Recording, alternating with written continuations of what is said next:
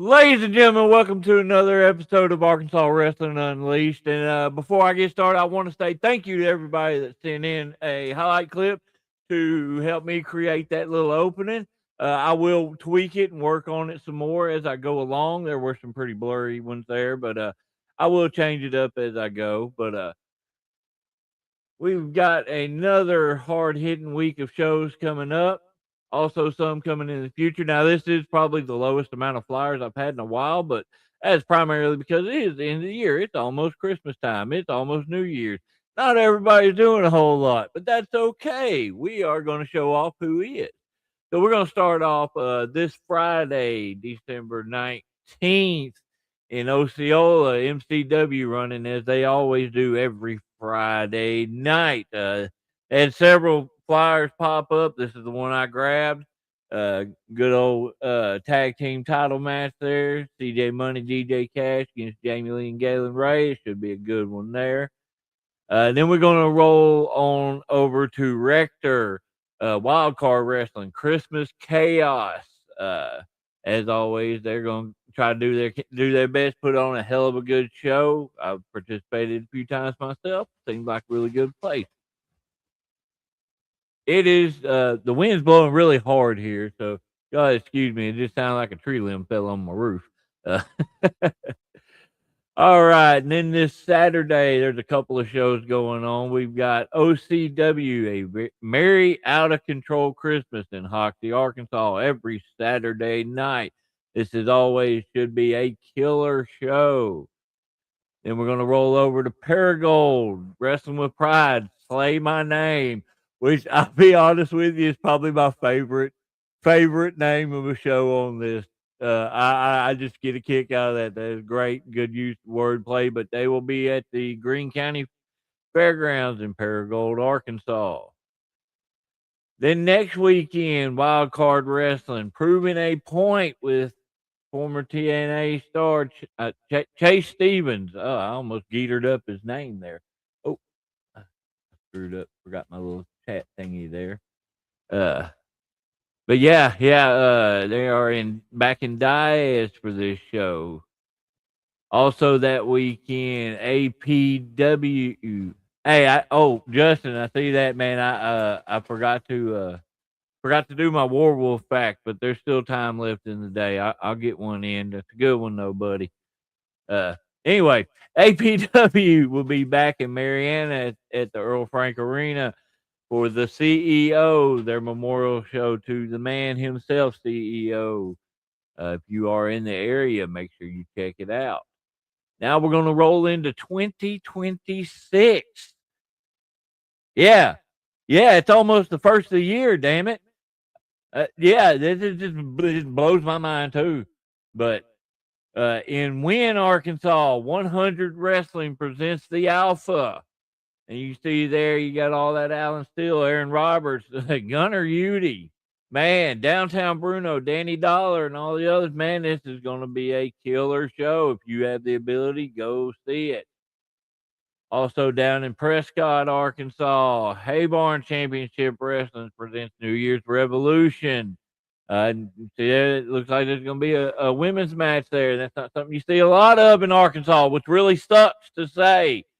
We need more women's wrestling.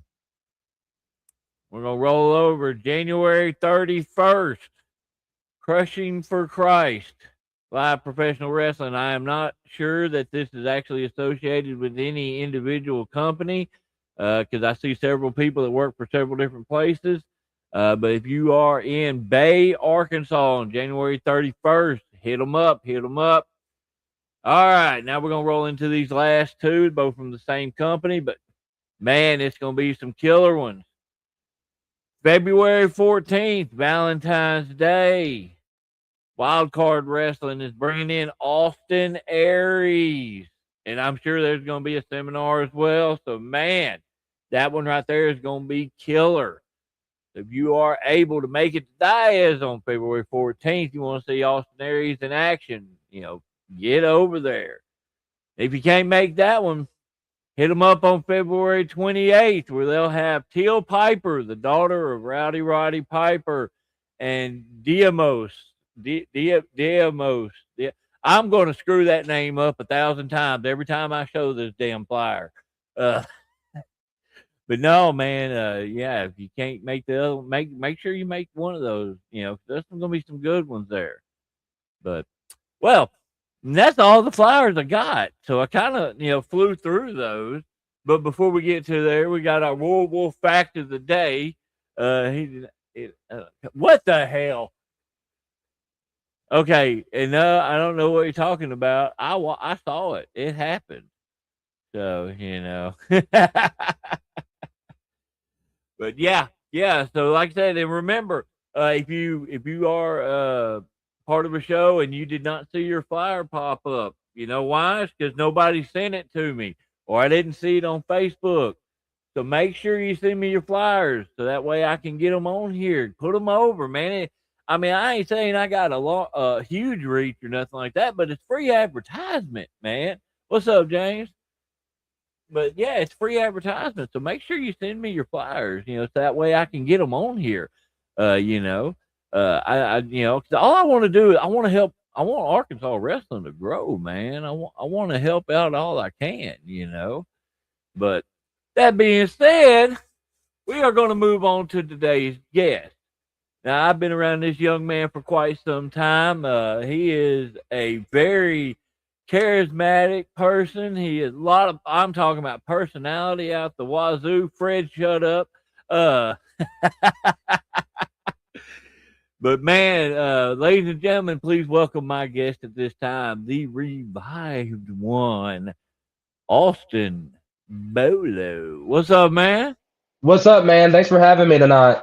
Oh, dude, ain't no problem at all. Hey, hold on just a second. Robbie, damn it. I skipped you on purpose because you smell funny. But but no, We man, I look, appreciate you being on here, dude. Anything I can do to help put people over the best I can, man. I appreciate that, man. It's just good to catch up. I know we hadn't seen each other in a while. So Yeah, we just run in different areas, running different. We've been going just all sorts of different places and stuff. We hadn't been held down nowhere for long. So, and I what just want about to you? apologize. Just want to apologize going ahead for the show. Battling a serious sinus headache right now. So if I sound stuffy, I apologize. We'll just blame it on the microphone. Uh, oh Lord. So, Who was man, that? oh, that was clown. But man, all right. So one thing I usually like to start, and this question is not about your actual wrestling career, but in just wrestling in general. What got you into wrestling to begin with? Man, I mean, this is just the basic answer from everybody. I mean, I grew up watching it. I mean, I started at the towards the end of the Attitude Era. I remember the first match I watched was Jeff Hardy versus Snitsky on Monday Night Raw. Wow, Um, that's a hell of a match to start with. yeah, I know it was really good. It was for the IC title, and I think Jeff won that match. I think that was on the Snitsky's on the way out of the company. Yeah. But I mean, man, my grandfather was a wrestler. He went by the Great Bolo. He wrestled around uh, Malden. He ran promotions up there. He trained and helped Mark Manley, Missouri Renegade, Forrest Putman out.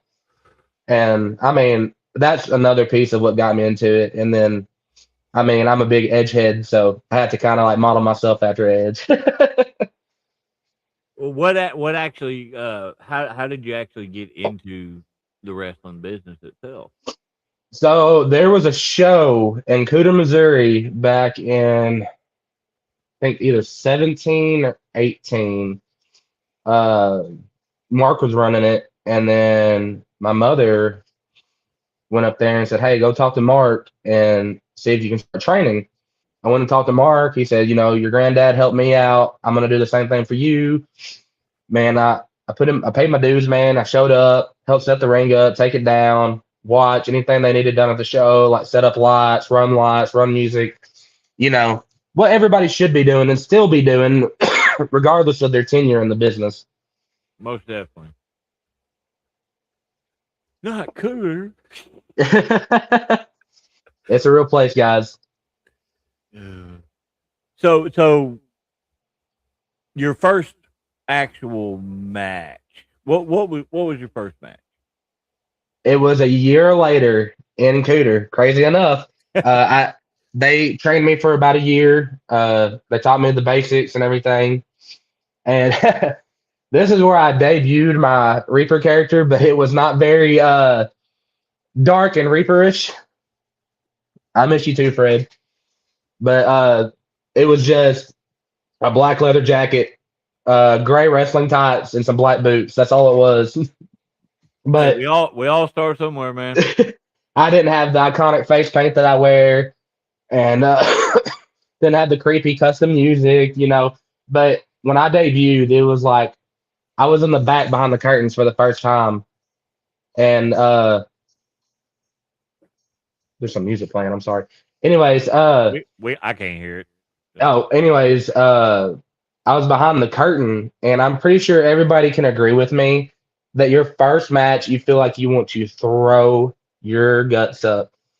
I look back, I said, I don't know if I'm ready for this. And they're like, oh, too late. We're running your music. Gotta go. And then, like, just the crazy pop I got for my debut match, it just like, oh my God, this is everything that I've ever wanted. You know, all the hard work has paid off. And fun fact, you can't bleed in Missouri. And I literally cut my lip right before I went out. And I had to literally just sit there and hold my lip in the whole match. So I didn't, so the commissioner didn't see me bleed. And that's a shoot. Yep, that's real. So you know, I understand the nerves and everything like that, but what else were you were you feeling in that day going into that match? Excitement, nervousness. Fun fact, I actually got to wrestle the guy that trained me. Yeah, Really? that was it was pretty cool. Like it was just, you know, it was a quick squash. Like I went out there and within 3 minutes it was over. And like I got back to the back and my heart was just pounding out of my chest. I didn't know what to feel. I'm like, did that really just happen? Oh, I get it, man. I get it, man. My first match ended in a DQ because the guy I was working got jumped. Yeah. So, Hey, it happens. man, so outside of that, you know, what would you say has probably been your best experience overall in wrestling? Man, meeting all these new people, getting knowledge. I mean, I met you at Hoxie and you have filled my brain with knowledge. I mean, I've been grateful to everybody that's, you know, stuck their arm out for me, stuck their neck out for me, and been like, hey, you know, book this guy, give him a chance, you know. And I mean, meeting the fans, you know, making kids happy, making them smile. Like, I don't know if you remember, but we had a Halloween show in Hoxie, and it was my first time bringing the Reaper there. And a kid, like 2 or 3 kids dressed up as the Reaper and had, it was like Barry Wade Matthews or something, because we had that Barry casket match. Oh yeah. I remember that now. One of my favorite one of my top 10 matches, by the way. Well, okay, and going in that route, what would you say has been your favorite match that you've done so far? Ooh, there's a lot of them that are tied. How about I give you a top 3? Okay, yeah. Okay. My first, I would say my first best match that I had was me and Ray Ivy. I didn't say best, I said favorite.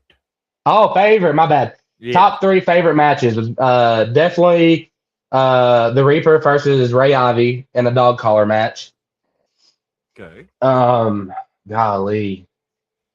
Me and Jackson Palace I think it was last year in July. We had a 2 out of 3 falls match. And man, mine and Bobby Rush's match at Sabotage, I feel like we went all out, and the build up for that match was just amazing. Well, who do you feel like has been your best opponent that you've worked with? Man, there's just so many great guys that I've worked with, and I. Well, talking to you is like talking to Bruce. You can't hammer shit down.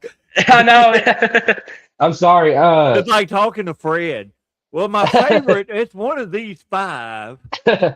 Man, I can't put a name on it, but there's people from different companies like Serpent and 187. They've been very beneficial to my career, and I've got to work with both of them. Austin Mulitalo, I actually got to work him in his first match at Missouri. And we Really? still have, yeah, I got to work him at his first match, and it was actually at Cooter, crazy enough. And it was just a great experience. Me and Austin, really good friends, and I'm proud of what he's doing these days. I do. Very, very successful for the small amount of time he's been in the business. Ray Ivy, you and Bruce. I mean, I could give you a long list, but there are just so many people that I've had fun working. But if I had to narrow it down to one person, and it was just because of this specific storyline and the build up for this storyline, was obviously mine and Bobby Rush's match. Because I mean, we had the double turn that I did that one night where I joined him from the sink and then I backstabbed Bobby the same night. We had the part where I was handcuffed to the ropes and Bobby Rush kneed Brenda in the back of the head. And then we had the amazing match at Sabotage. I think it was Sabotage, but I think that was probably my favorite person working with. Saying this, I'm gonna put this right here. I see that. Yep. And that is one of the things that I've always really enjoyed putting across is don't call your own match a banger. Let other people call it. Yeah, absolutely. So that has always been one of my biggest pet peeves. Oh man, this is gonna be a banger. Well, no, let it happen and let other people tell you that it is. Then you know it is. Although it's Michael, so I don't know. Hey, we love Kip. We love Kip. So, tell me, okay. So when it comes to this, this Reaper and revived Austin Bolo, what's the thought process going into creating these personas for you? Okay, so I started my career as the Reaper, and I told you when I first started, I didn't have the face paint. I didn't have an idea how to run a dark gimmick, and I mean, we both say it, we both preach it. Don't do a dark gimmick unless you can be original and you can make it believable. And so it actually took me about 3 to 3.5 years to get the Reaper character perfect. I wouldn't say perfect, but where he needed to be to become perfect. I dabbled and I tagged up with Hunter Burleson, and we formed a tag team called DOD. And then he was like, "Man, let's try putting like eyeliner on or something. Let's be a little creepy, like let's start adding the dark." Because Harry and David even said, he's like, "Y'all got to make yourselves believable. Y'all walking out there like y'all are right now. I don't believe it a darn thing that y'all are doing." He said, "You need to switch your music. It's just not working." So we did that. So there was the eyeliner Reaper for about 3 to 4 weeks. And I was like, "Man, this ain't working. We need to do something else." So I got with my sister, very talented, her, Rachel, very talented. I sent her a couple of pictures I found on Google and just scrolling through. And I said, "Hey, can you make me an original face paint design?" She said, let me practice on myself and let me get it. So she did it. And then lo and behold, the Reaper face paint was born. It started off with a black nose and I looked like a dog. So we got rid of the black. So we got rid of the black nose and now I look like a member from Kiss. But the laugh, I don't know how I did the laugh. I don't even remember where it came from. I think Hunter laughed one time and I just did the same thing and boom, there was the laugh. The first few times that I did it, like I'm talking about, my throat was sore. Like it takes a lot out to get that pitch and that longevity of doing it. So after about 3.5 years, the Reaper was born. Yeah, I mean, so the Revive character, that one's a little interesting. Like that one kind of developed over time, like just like the Reaper did. So I was at RWE. Cool thing about pro wrestling, you can be a superhero. That is completely true. Like no matter if you're. Yep. And if you're good, you know how to ride that line back and forth. You're exactly right. And that's kind of where I'm getting at with this character flop. So it started with like they're like I was like, can I try a face run? Because I'm out of all like I've done some face reaper work up at this point, but I'm like 4.5, 5 years in, and I'm like, when can I do a face run? Like let me take the paint off, let me be me, let me be original to the people. So it started out I still use the jeans here and there when I do like street fights or anything, but my black jeans with the cut stuff all down the leg, and I put a black singlet on, put some wrist tape on, and I was just Austin Bolo for the longest time. Went through some groups, changes, and everything. And then I found this pretty white leather jacket on Amazon. I bought it. I was like, I was sitting there. I was like, oh, this is good. It makes me feel revived. And I was like, that's it right there. Even cooler thing about pro wrestling is your time, your bump shot. That's true. I'm not going to speak on that, but it's true. Shitty leg drops. Shitty leg drops. Or a 300 plus pound body splash after you make Mexican. I'm not going to say names, but. Oh, Lord have mercy. Anyway, so I really didn't develop the Revive character like I did until I came to OCW. I did the white leather jacket for a while, and I was like, oh, yeah, this is what I like. This is, it's cool. I can ride this for a little bit. And then I remember something somebody told me, and it's I think Bruce actually told me this. He was like, invest in your gimmick. He said, you've invested in this Reaper gimmick. You've got it where it needs to be. Now invest in this. Like, you look like just another dude that comes out of the curtain every night. Be original. And I said, you're right.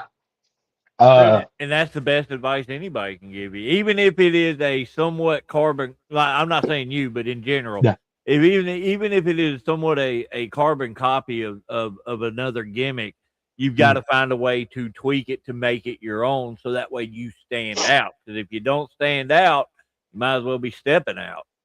Absolutely. I think it was at Gold Rush 3 or 4, whenever I faced Troy Twain. I really invested. Hold on, the basic body drop you took during the dog collar match stuff. You mean where I took a scorpion, where I literally scorpioned over the door? Yeah, it still haunts me too, and I still feel it to this day. Well, I'll have to send you that clip so you can watch it sometime. I've seen it. I know exactly what you're talking about. Anyway, so I got to the jackets that we see today. I was like, I feel like the white, the gold, it makes me really stand up, because you see white, but you don't see a lot of white and gold around here. And I was like, maybe this will be my way to stand out. I got the bracers that you could tie up on your wrist. So I had to stop buying wrist tape. One of the best decisions I ever made. Saved me so much money. I could never get those damn gauntlet things to sit right. Oh, that's why that's why I was thankful for Brenda tying them for me. But I kind of really came into it, and I was like, okay, the white and gold, I've been doing it for a year. And then I started throwing the red, the blue, and I'm working on other colors right now. But I said it's good to have a variety, because if you go out there for a year and a half wearing white and gold, people will be like, does this guy have any other gear? Does this stink? That's why we found what we found. We got like 7 different colors of the same damn pants. So yeah. So you've been doing this a few years now. Let's do this in a 2-part thing, like like I normally do. Let's talk about like WWE, AEW, Ring of Honor, the bigger companies. Yeah. Whoa. Okay, that was my computer. Who has been who would you say has been your biggest influences from that level? So I definitely mentioned it earlier. I'm a big Edge head. Adam Copeland, Edge, whatever company he's in. I just loved his character work. I loved his charisma. When they really labeled him as the rated R superstar, and he did like the Money in the Bank stuff and the Lita stuff, I'm like, this guy is like, he's cool. He's cool. He got the long hair. He's got the crazy look in the corner when he does his spear, and that's what made me fall in love with the spear. So I use it to this day. Jeff Hardy. I mean, everybody loves Jeff Hardy. Orton. like '09 Orton, the heel work he did as the Legend Killer, really great stuff. I I don't watch AEW regularly, but like I like MJF, Swerve, Hangman Adam Page. Um, Well, I just man, meant I just said that just in general, oh like who yeah, who has influenced who you Edge, are as a wrestler? definitely Edge. What about more on a local level?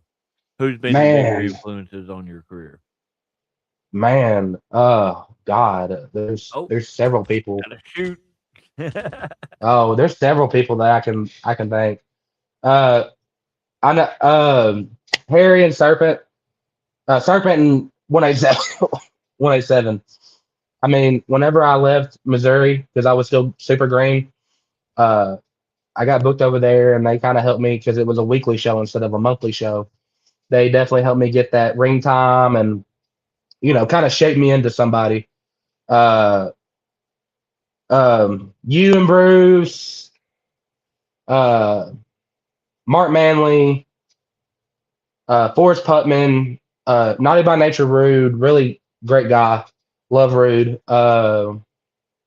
Man, I could just go on, but I'm not going to stay here and run my mouth. Oh, this is your time, man. That's what this is all about, dude. Yeah, I mean, and there's guys that are like, in here with me too, like guys that I'm coming up with, like Wade, Kristen Cross, Hunter Burleson, Molitalo, which Molitalo's ascended way past where I'm at. So That dude has excelled so much. yeah, Man. just people that I've got to work with in the locker rooms. I've worked with great people in Missouri, Tennessee. John Biscuit, really great guy. I don't know if you got to meet him yet. Yeah. Yeah. It's Biscuit's a been a good long time, dude. but yeah. Sarge is a great guy too. Hello, Sarge. uh, but I mean, there's a list full of people that I'm. But hey, we love Fred. Fred is one of the biggest Austin Bolo fans. I love Fred. Fred loves wrestling in general. It ain't got nothing to do with you. Hey, do we? Oh, another person that I'd like to shout out, Slam, Jared Whitmire. Yeah. Great guy. Gave me a lot of advice the past few years. I'm very thankful for him as well. Dude, Do we still have that picture of Fred where he photoshopped Fred on like a bodybuilder's body? I don't have it on this computer, but I yeah, was gonna say, that was greatness. That was greatness. So we've talked about favorite matches, favorite opponents, and stuff like that. Uh, and I mean this in a feasible fashion, something that could actually happen. What would you say would be your dream match? man, I've worked a handful of matches. Is this like on any level, like indie scene or feasible? You said feasible, right? Yeah, something that you feel like you could actually make happen in some form of fashion. Man, I've talked to this guy a couple of times outside the OCW locker room. I really want to work with K Toomer. I want to work with Will Stevens. Will Blackwell? Blackwell, yeah, that's what I Yeah, meant. yeah. And then I mean, there's just so many people, and I'm kind of taking some time off right now. I'm just doing monthly shows right now. Yeah. But definitely next year, definitely probably after January, I'm gonna probably start getting my weekly shows back in and start traveling more. I've got a baby gonna be here in about a week and a half, so I've got to start settling back, taking a step back, and I'm not done with wrestling. Understandable. I'm not Family done with first. wrestling, and I just missed out on so much time with Avery, whenever he was born. So I definitely want to Yeah. take that step back and welcome my daughter in the world and be with Family her. first. Family first. Yeah. Wade popped this up. I ran across the Reaper Slayers edit. I made a Bolo's blood on a chair during our feud the other day. Oh Thought I my killed goodness, him with that blade that night. dude, that gig that Wade Matthews made was probably the sharpest gig that I have ever felt. And I still have a picture in my phone. The old OCW mat that was kind of like plastic almost Yeah. that you could mop. There was literally, I'm not even exaggerating, probably that big of a puddle of my blood, and I was just laying in it. Fun fact is I've never made a gig. I've never used one on myself. Uh, I've always hard weighed, so I couldn't even tell you on that stuff. That was the sharpest gig I've ever felt. Man, you have to get Hunter out of Out of time, his hidey hole and bring him man. back. I know, man. I would love to tag with Hunter again. We had so much. Me and Hunter, me and Cody, and me and Wade even tagged for a little bit. Speak of the devil, the guy that we've been pumping up big time. My God, Austin, dude. welcome in, man, and Man. thank you. I love you too. Dude, I we've still been have your, pumping you up big time. You are hella good, man. I'd love to get you on here sometime. I still have your dog's tennis ball at my house, by the way. Molotalo. I think it's under my Christmas tree right now. I think the cat's been playing with it. Oh Lord. I think it was mangoes. Oh, good Lord. All right, so like some people do, some people don't. I gotta ask you if you got one. What's your favorite road story? Road story. Oh, 'Cause there man. could be some wild ones. There could be some good ones. Let me see. I had some good ones. I think it was the time that I went up to, oh my God, it was a place up past Van Buren. It wasn't the Van Buren show I did. Oh my goodness, which one was that? Talking about Fort Smith? No, no, it was, I don't remember what it was called, but we went up there and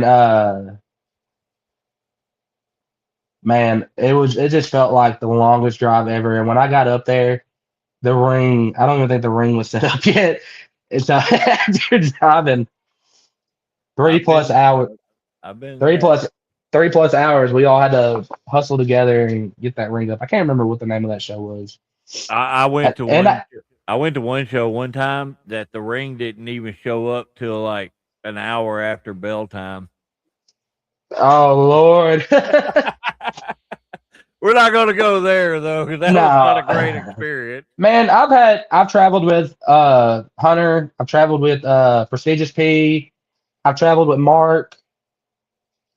I mean, I've traveled with a couple of guys, but I definitely want to get on the road more because I mean, I've done Missouri, done Arkansas, which I want to do some more in Arkansas. I think MACW was on my list. I was actually supposed to be in the Rock and Ricky Rumble, but I wasn't able to make it because they had called me into work. So I was pretty sad that I didn't get to work that. But Craig's go ahead. Go ahead. Craig's a really cool dude. He messaged me and he said, "No worries, I understand life happens sometimes." And he said, "We'll look at you and get you some future dates." So thank you, Craig. I want to shout out Craig Stone real quick for being very understanding. He's actually the one who booked me my first match. So MACW when they were in Jonesboro. Yeah. But no, and I'll tell you, like I've told everybody, anybody that watches this or whatever, I have a list of all Arkansas-based shows and who you can contact to work them. So if you want, man, I can send you that list, just like anybody watching this. If you want the list, holler at me. I'll send it to you. But back to, I know this is a run back to earlier, but it's fine. This show is like ADHD on crack. So me and Molotalo still got to run it back one more time, by the way. And if he's still watching, he may just popped in for a second. Yeah. Oh Lord. Great dude. Great dude. Yeah, he is. So, the big topic of recent has been retirement. Yeah. Cena's retirement, and I've seen several indie guys that have left their boots in the ring and stuff like that. Yeah. Say if your retirement match was coming up, who would you want to work with for your last match? And I mean official retirement, not just wrestling retirement. I mean just like because you never actually retire from wrestling. Yeah. So so my final match, man, either Molotalo, Hunter, Cody Cole, or Bobby Rush. Can't ever pick one person, can you? I'm sorry. You just can't do it. It's hard. I've had such. I call that Fred James syndrome. It's just hard when you have so many connections with so many people on the same. Well, let everybody know, where they can find you at, where, like social media wise, how they can follow you and whatnot. Currently, I'm just on Facebook right now. I'm Austin Bolo. You can follow me. You can add me. I share all my flyers, all my promos. If you're looking for me at shows right now, I'm just at American Hostile Championship Wrestling. We're going to be in Crothersville, Missouri, January 10th, and I'll send you that flyer. Excuse me. Well, and I typically on this, I just primarily do Arkansas shows. Uh-huh. But I mean, if I see it, I'll definitely share it. But Absolutely. yeah, and that's what this is about. This is about Arkansas wrestling. I know you've been last few years. That's been a big part of what you've done is Arkansas wrestling. But Absolutely. before we get ready to wrap this up, there's a lot of younger guys coming up these days.